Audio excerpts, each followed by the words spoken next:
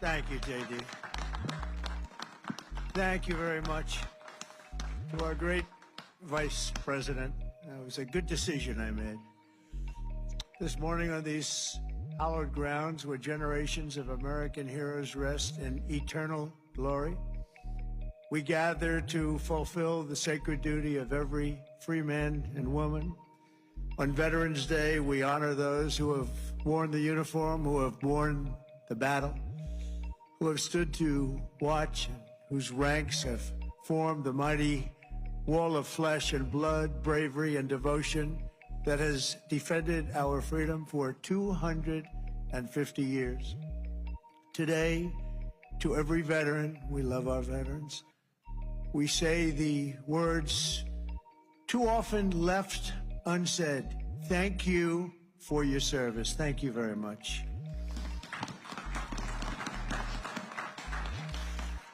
And we want to also say thank you for carrying America's fate on your strong, very broad, and proud shoulders. Each of you has earned the respect and the gratitude of our entire nation. We love you, we salute you, and we will never forget what you have done to keep America safe, sovereign, and free. Thank you very much.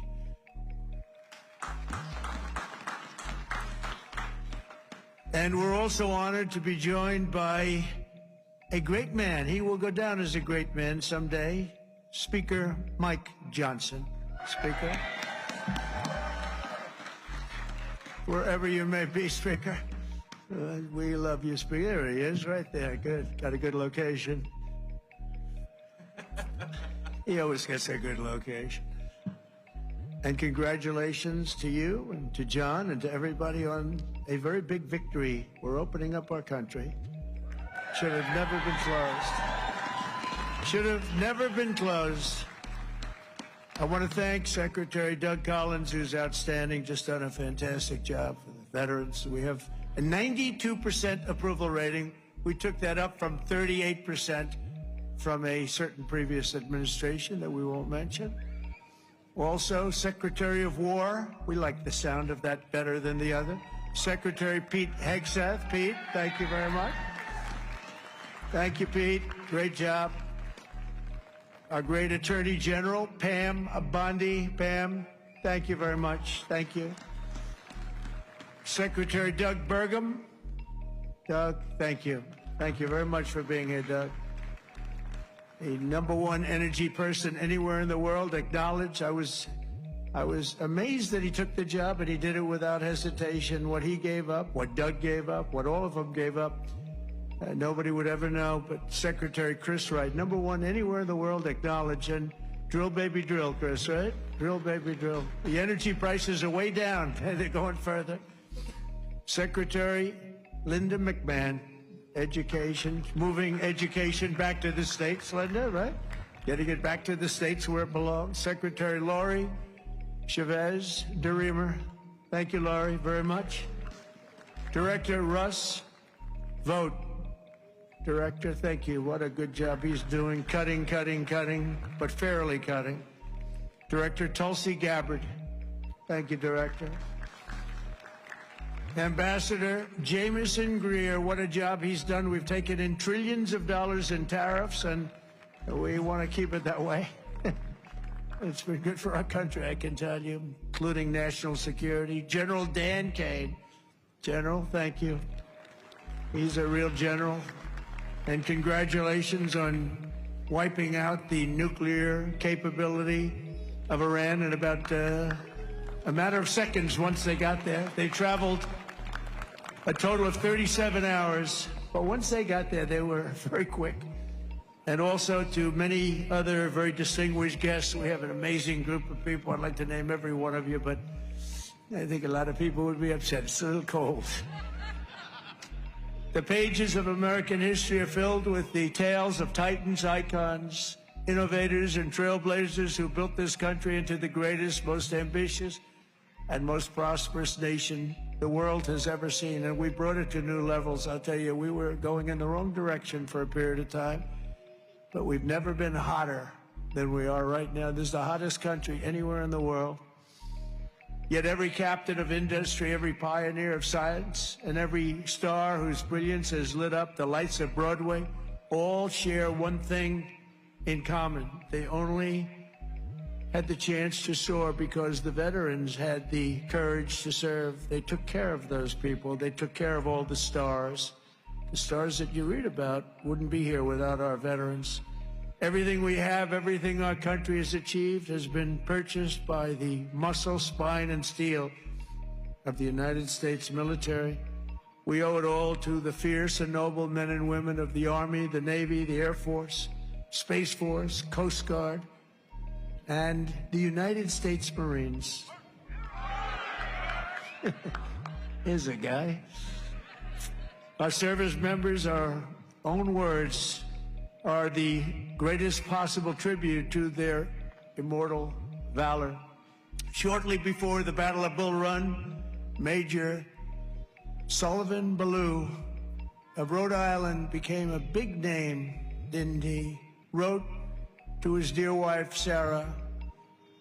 He said, "I know how great a debt we owe to those who went before us," he said.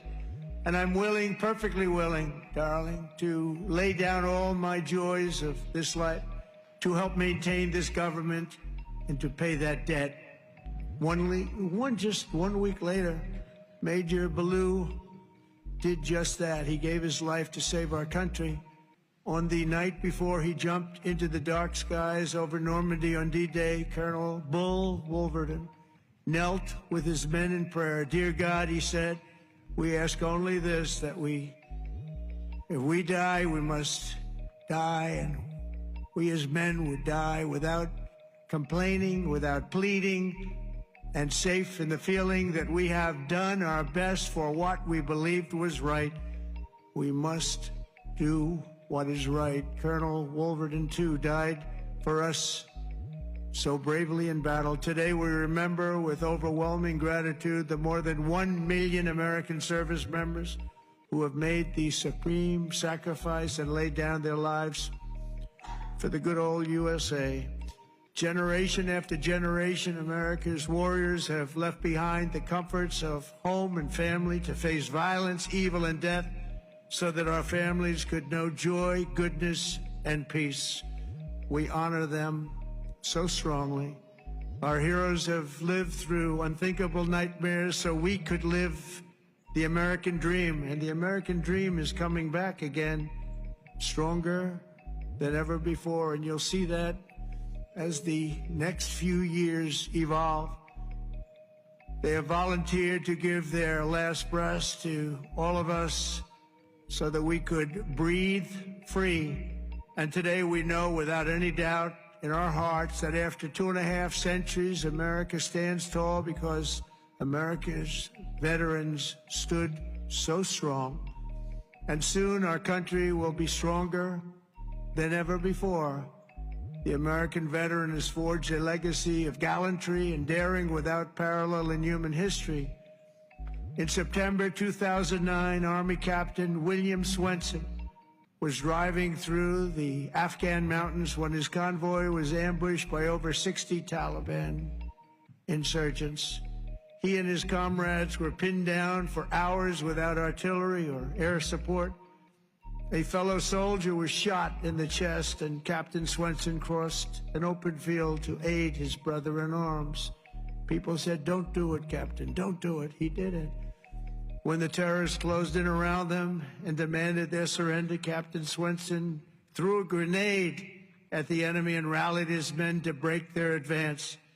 He then carried the wounded soldiers hundreds of yards to a rescue helicopter before charging back 3 times, back and forth into the fire to save the wounded and bring them home.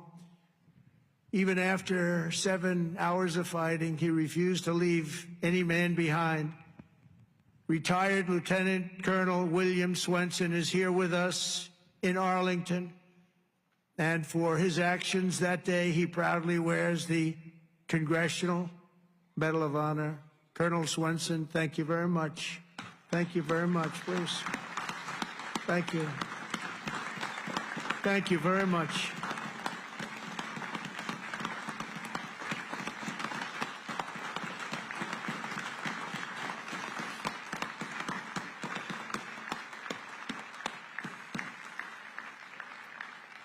the ultimate honor. Thank you.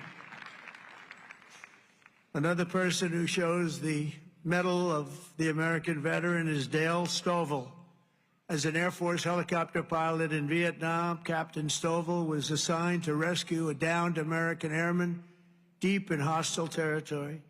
Despite the extreme peril, Captain Stovall took off in his HH-53C helicopter and soon came under intense fire, forcing him to turn back. But the captain refused to abandon his mission. The next day, he willingly plunged back into the danger while taking fire from all directions. He didn't have a chance, he felt, but he said, I got to do it. He rescued the downed American pilot who had been stranded on the ground for 23 days and brought him back home alive, completing the deepest rescue behind enemy lines in the entire Vietnam War. For this and 11 other harrowing rescues, he was a brave guy. Dale received the famous Air Force Cross and the Distinguished Flying Cross and 2 Silver Stars, making him the 4th most combat decorated Air Force Academy grad of all time. He retired as a brigadier general after 31 years of service. General Stovall, you are a legend. Please, thank you, General Stovall. Thank you very much. Thank you. You look good, General. You look, I wish I looked that good. You look good. Thank you very much, General. America's warriors never quit, never surrender. They fight, fight, fight, and they win, win, win. That's what we do. We win battles. As you know, today is not only Veterans Day, but it's my proclamation that we are now going to be saying and calling Victory Day for World War I. Victory Day. You know, I was recently at an event and I saw France was celebrating Victory Day, but we didn't. And I saw France was celebrating another Victory Day for World War II. And other countries were celebrating. They were all celebrating. We're the one that won the wars. And I said, from now on, we're going to say Victory Day for World War I and World War II. And we could do for plenty of other wars, but we'll start with those two.